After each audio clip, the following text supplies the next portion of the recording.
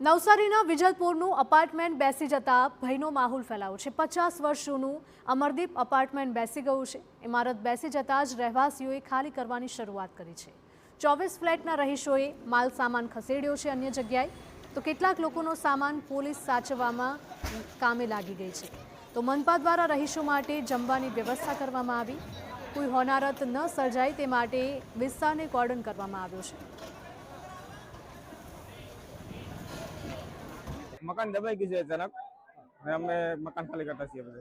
ક્યારે બનાવ બન્યો? આજે સવારમાં કેટલા વાગે બન્યો? એ કઈ અંદાજ ખબર નથી, હું તો કારખાને હતો, અત્યારે આવ્યો ત્યારે ફોન આવ્યો ત્યારે તાત્કાલિક ખાલી કરવા આવી ગયો। કેવી રીતે બેસી ગયું? હવે એ તો ખબર નહીં કેવી રીતે, વધારે વરસાદના કારણે બેસી ગયું લાગે। કેટલા વર્ષ જૂનું છે? જૂનું તો 40 વર્ષ જૂનું છે। તો આ તરફ સ્ટેન્ડિંગ કમિટીના ચેરમેનનું કહેવું છે કે જો બિલ્ડિંગનો રિપોર્ટ જર્જરિત તરીકે આવશે તો બિલ્ડિંગ ઉતારવાની કામગીરી હાથ ધરાશે। આ લાઈનમાં ઓલરેડી નોટિસ આપેલી હતી, એટલે અમને હાલમાં ને ઉતારવા પહેલા સ્ટ્રક્ચરલ અમે અમારા જે એન્જિનિયર્સને જે અમને ટૂંક સમયમાં અહીંયા પહોંચે છે એટલે તાત્કાલિક એમના પાસે રિપોર્ટ લઈને જો બધી પરિસ્થિતિ જોતા તો એવું લાગે છે કે કદાચ બિલ્ડિંગ ઉતારવું જ પડે, અને જો ઉતારવું પડે એવી પરિસ્થિતિનો રિપોર્ટ આવે તો તાત્કાલિક બિલ્ડિંગ ઉતારવાની કાર્યવાહી તરફ આગળ વધશે। તો ફાયર વિભાગે પણ અપાર્ટમેન્ટમાં સુરક્ષા અંગેનો મોરચો સંભાળી લીધો છે અને કોઈ અનિચ્છનીય બનાવ ન બને તે માટે બિલ્ડિંગ ખાલી કરાવી લેવાયું છે।